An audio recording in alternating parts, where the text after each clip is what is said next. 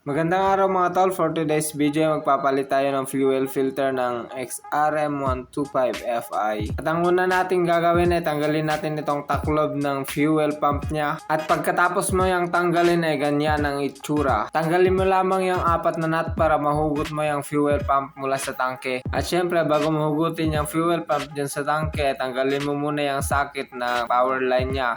At saka syempre tanggalin mo na din yung hose na pupunta sa injector. Pagkatapos ay hugutin mo na yung fuel pump dyan sa tangke. Sa mga unang magpapalit pa lang ng fuel filter, siguradong medyo matigas kaya alug-alugin nyo na lang. At yan ang itsura ng kanyang fuel filter. Medyo pwede pa yan pero palitan na lang kasi yan nangingitim na. At ganito naman ang pagtanggal ng kanyang fuel filter. Pilitin mo lang, ayan.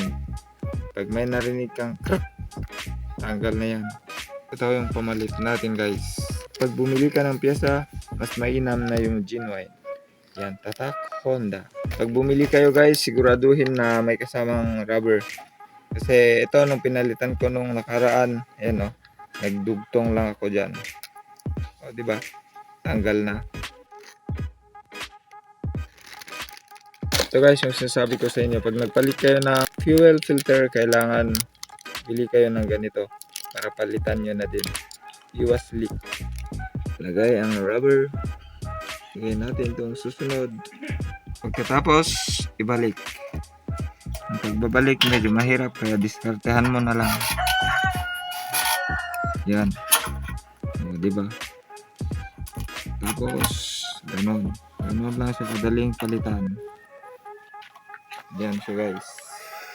Tapos, lagay na to. Yan. Tapos, lock.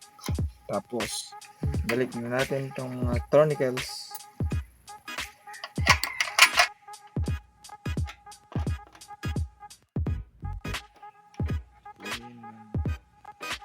Power supply. Pag umandar, ayos na ito.